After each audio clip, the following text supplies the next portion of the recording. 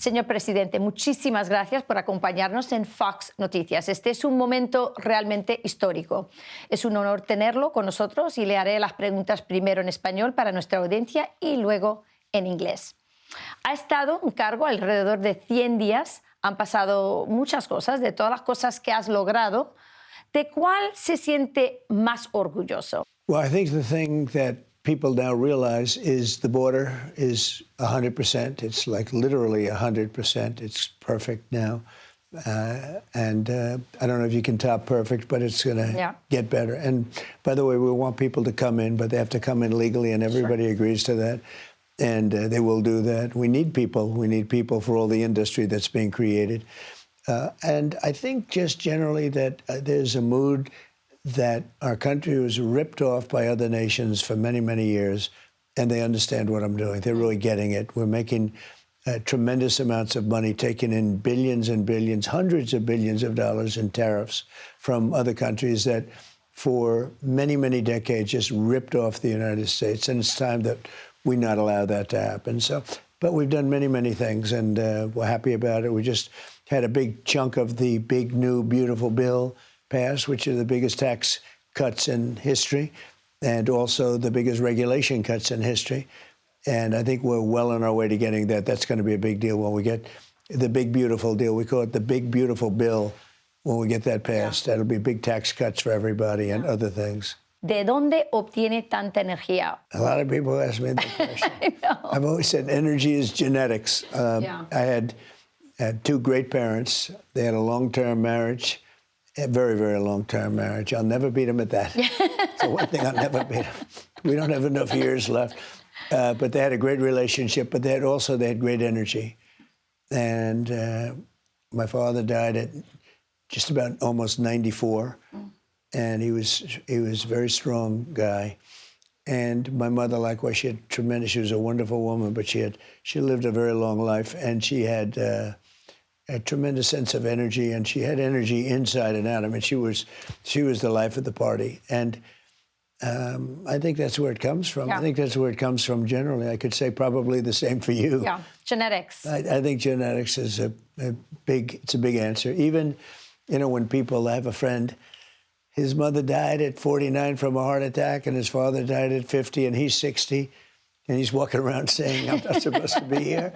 But, and he's not a particularly nice person, so I say, maybe you're right about that. But no, genetics, a big factor is genetics. Yeah, I agree. Acaba de reunirse con el presidente de El Salvador, Bukele. ¿Cree que el acuerdo con Bukele podría servir como modelo para manejar a los criminales violentos peligrosos, sean ilegales o no? Well, first of all, we had a great meeting. Yes. Much longer than I planned because I found him to be very interesting. And I've known him. I knew him from the first term. And he was very young then and very smart. And he's only gotten better. And he's done a phenomenal job for us. And we worked together very closely. And, he took they call it the crime center of the earth or something, El Salvador. Now it's a very safe, it's considered a very safe murder place. Capital of the world. Yeah, it was really, it had a terrible little ring to it. I said, really? But he's made it a very safe place. People go and they feel very secure and safe. He's also built one, but other also prisons, very big ones. And we're using his system because we're getting rid of our criminals from out of the United States that were allowed to come in by Biden. When you think about it, it's so hard, Rachel, to even believe. He opened up the borders and he let criminals from all over the world just pour into our country. It's not even believable. You think, I always say party of common sense or whatever, but it's not even believable. They came from all over. They came from mental institutions. They came from gangs and from drug dealerships. I mean, we have some of the biggest drug dealers in the world that he just let into our country. We have people coming from jails of all. I mean, think of it. They emptied their jails into the United States. We're getting them out. And the president is helping us with that, President Bukele. So I was very impressed with him, really very impressed. Great guy. Could we use it for violent criminals, our own violent criminals? I call them homegrown criminals. Yes. I mean, the homegrowns. The ones that grew up and something went wrong and they hit people over the head with a baseball bat. We have, and push people into subways. just before the train gets there, like you see happening sometimes.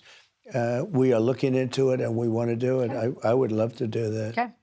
Todavía hay preguntas sobre el ilegal que vivió en Maryland. ¿Sí o no será retornado a los Estados Unidos? As you know, the Supreme Court, after we get out all of the fake news from CNN and all these other people, we won that case 9-0. And basically, that's really a decision that will be made by the government of El Salvador, because that's where, I assume that's the one you're talking about. Yes, he's from El Salvador. Staying there, and he's from El Salvador. So that's a decision up to El Salvador. Okay. But it's interesting because we won that decision 9-0 in the Supreme Court. And if you listen to the news, you wouldn't know that. Right. You would really have no Fair idea. enough. So it's up to El Salvador. Okay. Durante la campaña entrevisté a un mexicano que llegó aquí ilegalmente hace más de 20 años. Tiene hijos americanos y me dijo que aunque es ilegal y no podía votar, apoyaba a su candidatura. Esta es su explicación. Como todo padre amoroso que quiere un buen futuro para su familia, pues yo quiero que Estados Unidos le vaya bien. Quiero que tenga una administración que luche porque la inflación baje, porque la economía mejore, porque detenga las guerras. La cualidad de Donald Trump es que sería un buen administrador respecto a la economía estadounidense. Es que va a presionar a las compañías norteamericanas para que no se vayan al exterior y creen sus empresas aquí en Estados Unidos para que le den empleo a los estadounidenses. A excepción de que a alguien se le comprueben crímenes, o sea, a un delincuente, estoy absolutamente de acuerdo que se le regrese a su país. E incluso si yo cometiera crímenes, pues que me deporten. Él ha estado aquí por 20 años trabajando duro, criando una familia. En cuanto a deportaciones, ¿debería Gelacio ser tratado distinto a los inmigrantes ilegales que llegaron durante el era de Joe Biden? Well, from an actual standpoint, no, but from a practical standpoint, yes. I look at this man, I say, this is a guy that we want to keep. Right. I mean, I'll probably take heat for saying it. Everybody wants everybody. That's a good man I could see it just by looking at that question. So, and I don't know that he said, is he supposed to be deported? No, he didn't say that. Good. No, and I think that's the question people have. Good. Right now, it's just illegal criminals. Yeah. Yeah. And perhaps those who came during the Joe Biden 4 years, because they obviously weren't well vetted. But what about somebody like Gelacio? So, well, I don't think he's in any danger of it. And that makes this question a lot easier because if you said they're ready to pick him up and move him out, that would be a much more difficult question because he's a fine person. Yes. And we don't want to do that. We want our great people to stay. One of the things I am doing, though, is I'm also making it easier on the farmers and the hotels and everything because you have a lot of farmers that they're not going to be able to, do their crops and pick up the corn and do all of the things that they do so incredibly well. So we're making it so that if a farmer can give recommendations to people, we're going to be very soothing in terms of perhaps letting that farmer have, they're sort of responsible. Yes. And we're going to have the farmer take responsibility. But, ultimately, at some point, we want the people to go out, come back as legal. We're going to send, as you probably know, we're doing a self-deportation. And we're going to make it comfortable for people. And we're going to work with those people to come back into our country legally. ¿Está funcionando la autodeportación? Well, we're starting it. We haven't started it right now. We're getting the murderers out. We have our total aim on the very bad ones, as you can imagine, because you have some great people that came in. But we have some very bad ones. We had 11,088 murderers. Half of them killed more than one person. Mm-hmm. These are rough, bad people. We want them out. And that's mostly our focus. Yeah. But what we want to do is we're going to have a self-deportation program, which we haven't even announced yet. I guess I'm announcing it to you. Why not, Rachel? Here it is. The only thing I haven't determined is what are we going to do? We're going to give them a stipend. We're going to give them some money and a plane ticket. And then we're going to work with them. If they're good, if we want them back in, we're going to work with them to get them back in as quickly as we can. Amazing. Ahora está militarizando tierras federales en la frontera sur. Los cárteles nunca han sido tan ricos ni tan fuertes. Desde que usted cerró la frontera, la violencia ha aumentado porque los cárteles están luchando por menos territorio, menos recursos y ingresos. ¿Cuál es su plan para enfrentar a los cárteles mexicanos? So we're working with Mexico. Mexico is, I think, very, very afraid of the cartels, actually. I think the cartels run large sections of Mexico, and I don't want to say that because I'm getting along very well with the president. 40% of the land mass in Mexico is controlled by the cartels. Maybe at least. At least. Okay, at least. It's hard to believe. I'm dealing very nicely with your new president, with the new president, who's a very fine woman, I have to say. The relationship is very good. And we want to help her, and we want to help Mexico, because you can't run a country like that. You just can't. They've made a fortune. Now, I will say it's been cut back, way back, because of the border. The border is very, very secure right now. And we didn't need legislation. We needed a president to say, that's it, no more people coming in. And the other day, you probably saw the statistic. It was like, for a long period of time, 9 people, and they came in because they had a medical problem. Well, we actually took them in because one of them had a heart attack, one of them had something else. No, the border is very secure. We're going to make it a longer border. I built 571 miles of wall, which nobody likes to talk about, but it's the way it is. And I had to take the money because the Senate and the House, they were not in a giving mood. So I took the money out of the military. I called it an invasion. It's an invasion of our country. And it really worked. Walls work. Remember when they said, the Democrats would say, you don't need walls. Well, two things work. What are the two things? Walls and wheels. They'll never change. Yes. Everything else is obsolete immediately, but walls and wheels will never change. And we have a very secure border right now. ¿Las aranceles van a reemplazar el income tax o los impuestos sobre la renta? You're the only one that's asked me that. Oh, I deal with all these big financial geniuses. Nobody ever. There is a chance that the money from tariffs could be so great that it would replace. In the old days, about 1870 to 1913, the tariffs were the only form of money. And that's when our nation was relatively the richest. We were the richest. They formed a committee in the 1880s of very distinguished people to get rid of, they had to get rid of money. They had so much money, they were making so much money. And this committee's sole purpose was how to dispose of it, who to give it to, what do we do? And then brilliantly in 1913, they went to the income tax system. Then in around 31 or 32, they tried to bring back tariffs, but it was too late, the country was gone.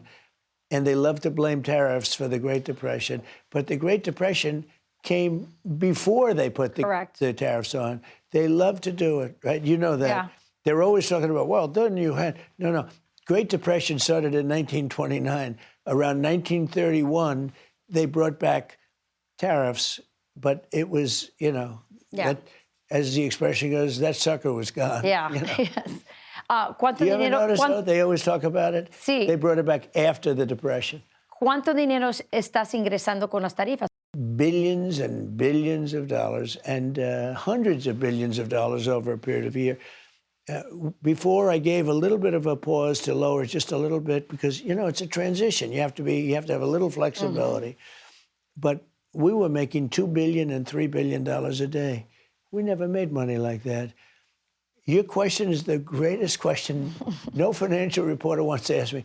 It could replace the income tax. That's the kind of money we're talking about. Pues prometió que no habría impuestos sobre las propinas, ni sobre las horas extra, ni sobre el seguro social. ¿Podría cumplir o vas a cumplir con esas promesas? And a mortgage deduction or an interest deduction on cars. If you buy a car, we're trying to, all I can say is we're trying like hell. Yeah. Okay, it's really not, if it's up to me, 100% I can promise. But I have some strange people I deal with, and we have to get it approved. But the no tax on tips I love. No tax on overtime is incredible. No tax on Social Security for the seniors is great. And the deduction of interest, you buy a car, and if you buy the car, and it's only if it's made in America, otherwise who cares, right? But and more factories are moving back. I think you see that. Everybody sees it. A lot of people don't like talking about it, but everybody sees it. We have record number of car factories coming back, and other factories too. You just saw today on the computer chips, and all of the things related to computer. You see what's going on? Yes. It's crazy, even beyond my wildest expectations.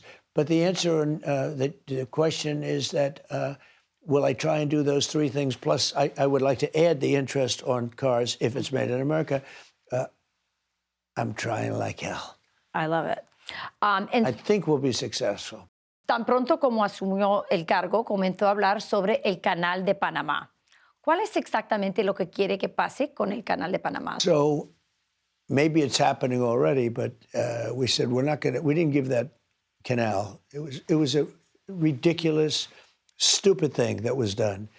Jimmy Carter gave the Panama Canal, one of the most profitable, the eighth wonder of the world, the Panama Canal. He gave it for $1 to Panama. Thank you, Jimmy Carter. That was a great investment. It's not the art of the deal. That's not the art of the deal. That's the opposite to the art of the deal.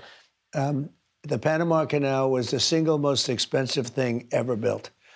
It cost, like modern day money, $1.8 trillion. It's never been anything so expensive. And it ran unbelievably profitably, but our prices were much lower. He gave it to them. The following day, they increased the rates by 4 times, and it didn't stop one ship. Then they raised it again by 2 times. Anyway, it makes a fortune. We don't like the way it's run, and we don't like the China influence. It seems like the China influence has gotten... You know, when we looked at that a year ago, almost every single flag and every single statement was written in Chinese, okay? I said, we didn't give it to China. We gave it to Panama. We shouldn't have given it to Panama. And we're working with Panama right now. We're going to make a determination as to what to do about it. Okay. Panamá anunció recientemente que no renovará su acuerdo de Belt and Road Initiative con China. ¿Deben los países de Latinoamérica tener que elegir entre los Estados Unidos o China? Well, maybe in a certain way. I saw what Panama did, what others are doing and maybe thinking about doing. Maybe. They should do that, yeah. Los venezolanos les robaron las elecciones. Maduro no es el líder legítimo. La oposición ganó por mucho.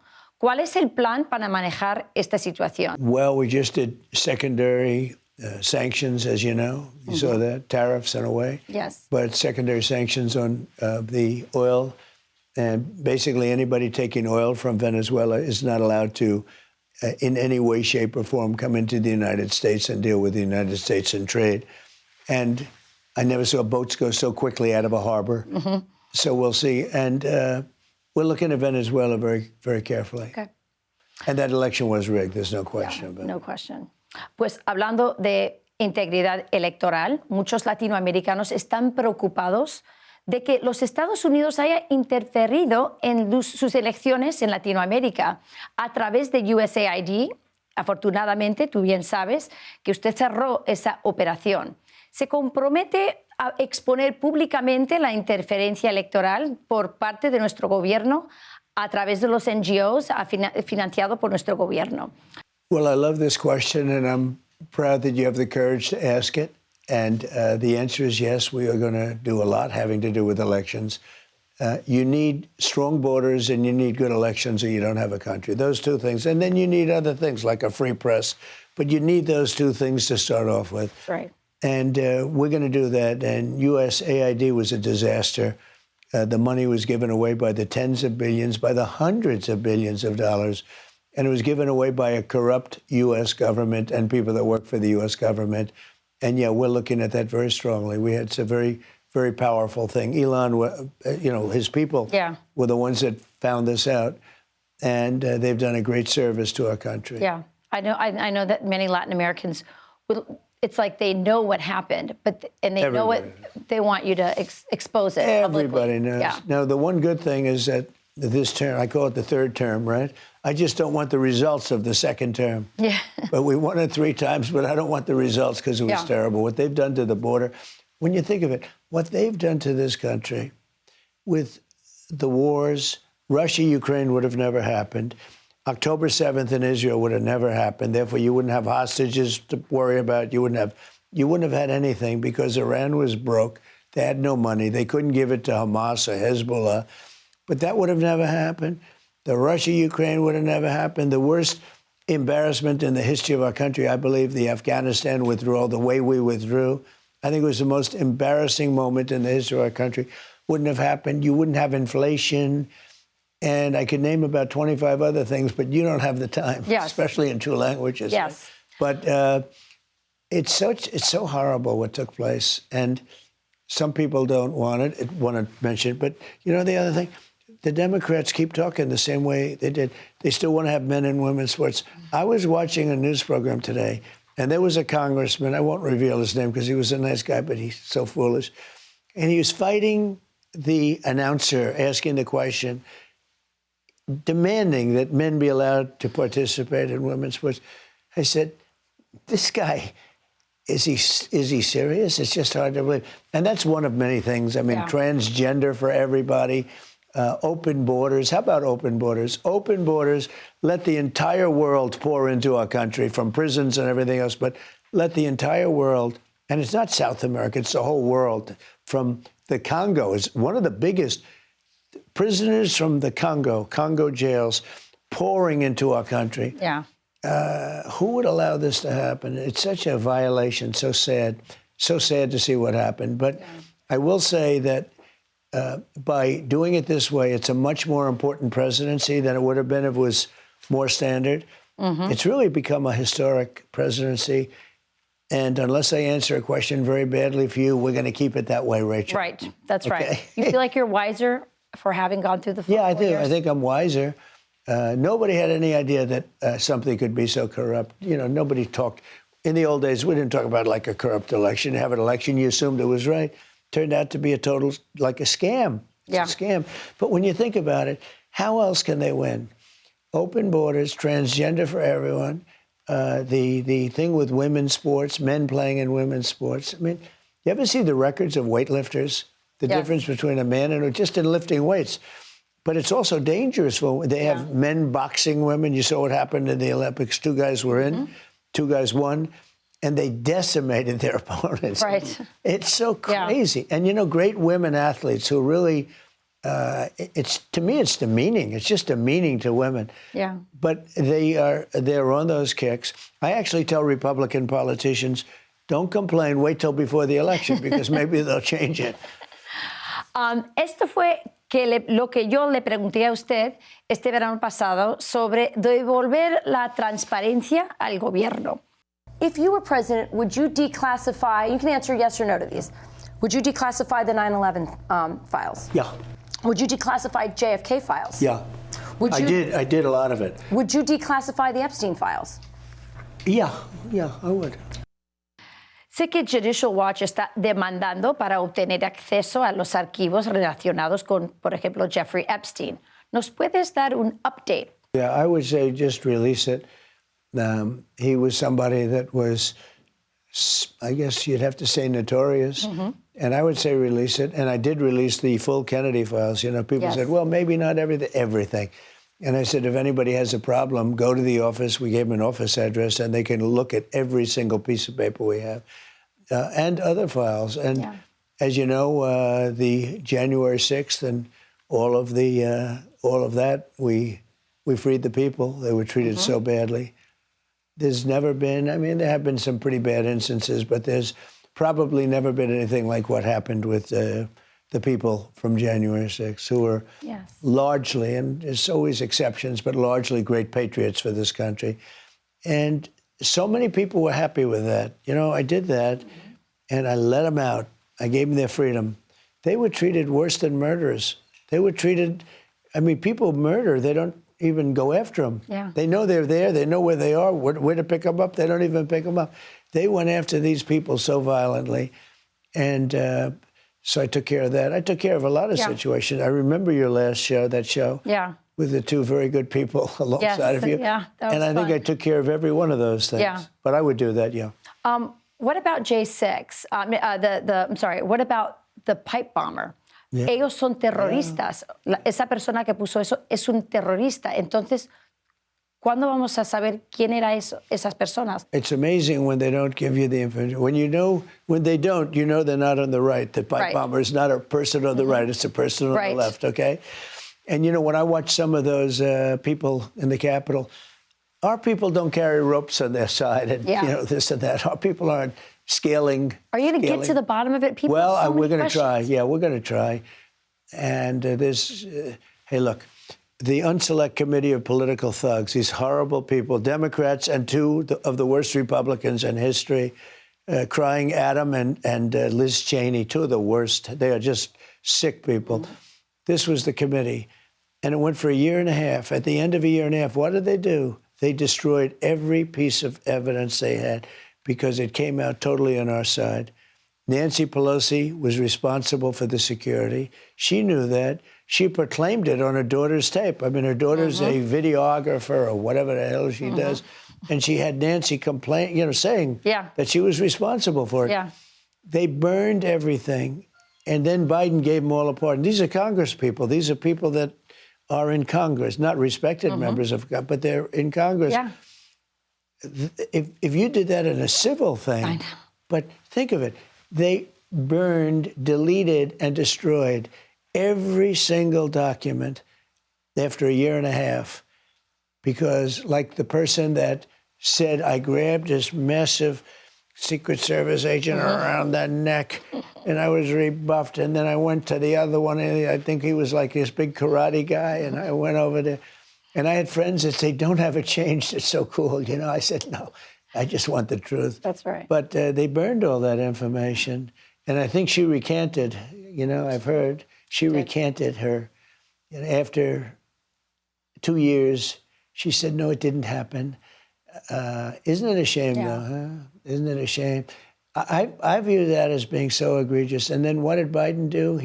I don't know, him or the auto pen. Whoever operated the auto pen was really the president, because I don't know. But Biden gave them all their freedom because they were dead. I mean, they literally, and you know how they announced it? It was like a little sentence in a document that nobody saw but me and a couple of others. It said, for the sake of clarity, we have decided to destroy all documents, destroy and delete all documents having to do. So they worked for a year and a half, making everybody's life miserable. They realized that they were guilty as hell. All those secret agents, Secret Service agents, they honestly testified. They testified in a very honest way. And everything was wrong for them.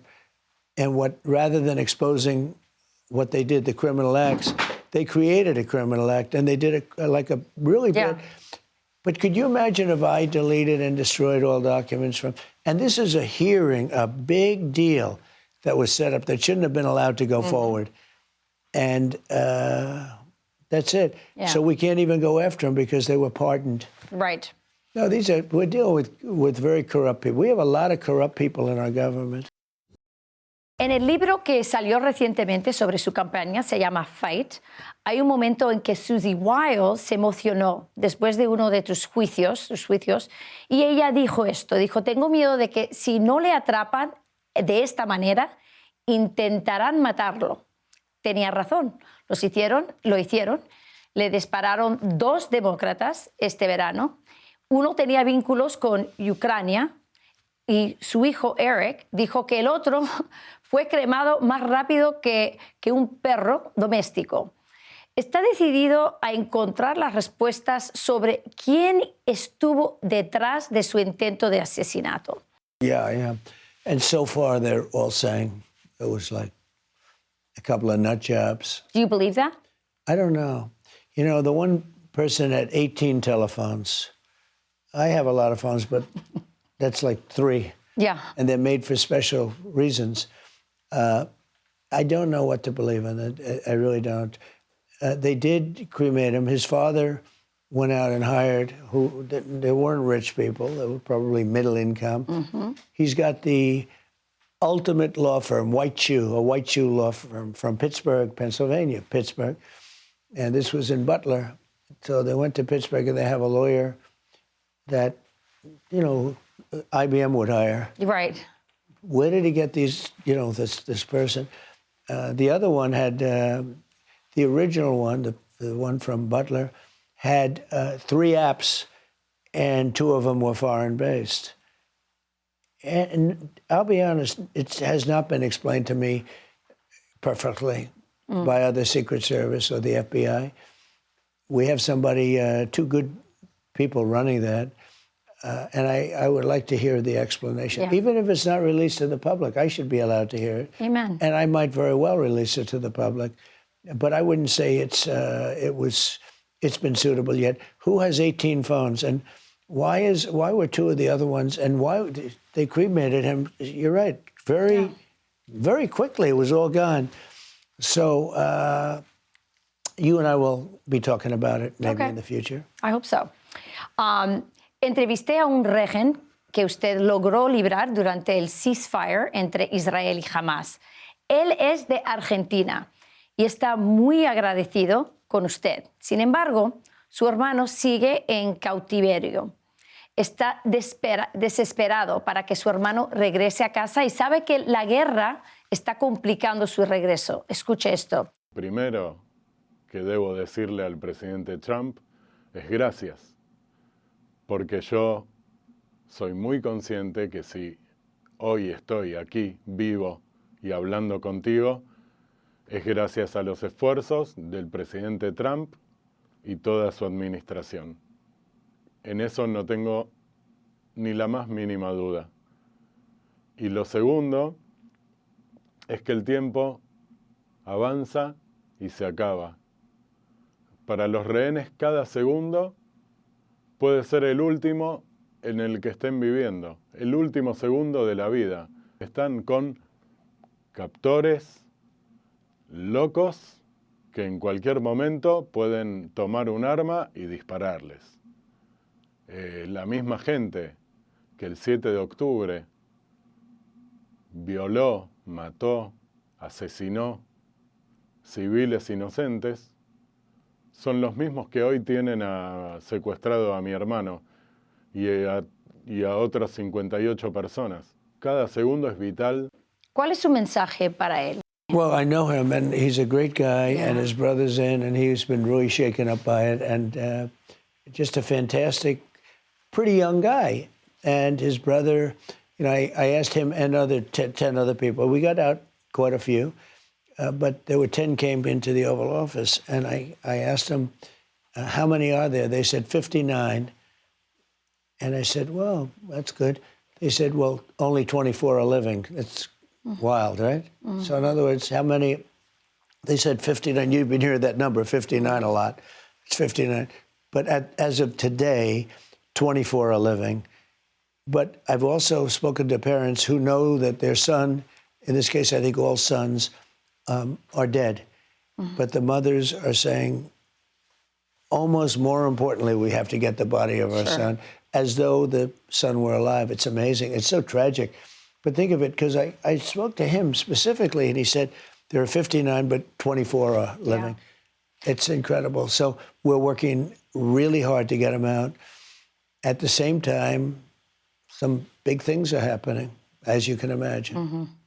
Yeah. Do you believe that his brother will come out? Do you believe that you will? I think he's got a good chance. I hope so. I mean, we're trying to.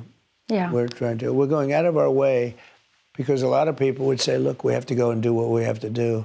We're trying very hard to get him out. We got quite a few out, but it's very time consuming. They let 1 out, they'll let 2 out or 3 out. Sometimes they'd be okay, and sometimes they're in really bad shape. Yeah. Really bad shape. Yeah, the war is definitely complicating their...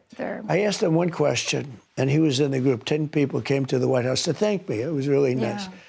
I said, when you were captured, how was it? They were said, almost indescribable. They almost couldn't talk about it, but they were kept in a pipe. You hear caves, but it's really not a cave or a tunnel. It was a pipe, and the pipe wasn't much taller than that. A fairly large pipe, but not a pipe where you can stand up in. And they were there for a long time, and they thought they were going to run out of air, et cetera, et cetera. I said, during the time that you were there, one was there for like 500 days and 300 days. And I said, did you ever have were there any people said, hey, wink at you, don't worry, you're going to get out? Yeah. or here's a little extra bread or an extra meal or something. Was there any of that? No. I said, didn't out of hundreds of people, didn't somebody wink at you and say, like, you're going to be fine, we're going to get you out of here? Mm-hmm. No. Mm-hmm. The Holocaust, as bad as it was, there were a lot of stories where people got helped. Yeah. They said there was zero. He said, all we got was slapped. We didn't get helped. We got slapped. Yeah. And there was no love. There was no warmth. There was no nothing. Yeah. It's pretty amazing. Yeah. It's why he's so sad. He's so sad for his brother. Was Jill running the White House? Look, she was certainly involved because he gave her the last meeting to preside over with the cabinet meeting. Was she the auto pen? No, I don't think so. She was. They had a lot of bad people. They had a lot of radical left lunatics in there, and I think he was perfect. He was perfect for them because he didn't have a clue. I think it was probably revealed at the debate, maybe more. I think if he didn't have that debate, he would have gotten through, and we were up by so much. Well, how does it feel? Now you're leading, and you spend a lot of money, and, Kamala's not even somebody you're thinking about. All of a sudden, you're running against somebody else. But she was grossly incompetent also. Yeah. I mean, the two of them, you had to beat two people, not one. It's like you're winning by 35 points on one, and they said, oh, well, we'll get that one out, we'll give you a new one. But it all worked out well. I tell you what, this has been an amazing presidency. I think we have done far more than we ever could have. If the election were normalized and we went on to a second term, we wouldn't be able to do the kind of things we're doing right now. I agree. Here's my last question for you, and you've been so generous to me, and I'm really grateful for that. That I agree with. Yes, you have been so generous. I have Ohio State. I know, okay, I'll hurry. I have these 6'9" guys that weigh 390 pounds waiting for me. Okay, last question, I promise, Mr. President. Señor Presidente, usted es tan exitoso. Usted es la personificación del sueño americano, el sueño que tantos hispanoamericanos quieren para ellos mismos, para sus hijos. Ellos identifican con tu ética de trabajo, con tu pasión para los negocios y tú eres un emprendedor. Ellos también se sienten igual. Todo lo que tú tocas se convierte en oro. ¿Cuál es tu secreto? ¿Qué consejos darías a los hispanos que también quieren alcanzar ese sueño americano? So first of all, the Hispanic people have been supportive of me like no other candidate, but certainly no other Republican candidate, which is a little bit new. I got a call from a great gentleman, the governor of Texas, who told me, and he told me very strongly, he said, you want every single town and city along the border to Mexico, and it's never happened before, nor has it even come close to happening. He said it's not since Reconstruction. By that he meant, I said, you mean by the Civil War? That's a long time ago. He said, you want every single town, Spanish-speaking town, all along the border of Texas and everything, and beyond. And I said, thank you very much. They're great people.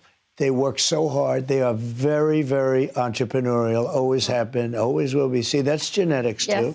Yes. We talked about genetics before. That's genetics, too. And they like me, and I like them. I love them. They love me, I think. Yes. It's been great. That's one of the reasons we won by so much, the Hispanic vote. But when it comes to a lot of people ask me why, and the theme of this was "Make America Great Again." Right. And it's so easy because, just in a nutshell, I just have to say it: "Make America Great Again." That's why I'm doing it. We have a chance to be really great. I think we're starting to be there very soon. You're seeing what's happening. People have said, if you didn't win, this country was going to fail. It was going to fail. It was financially and otherwise, it was going to fail. Maybe even worse, in so many other ways with all of this horrible stuff that they made you believe. Our country was going to be a big failure, and it wasn't going to be long. And, the theme of the campaign is Make America Great Again. And it has been from the day I started. And we're doing it. And that's why I'm doing it, because we've had tremendous success. Even if you look, it's only been a couple of months.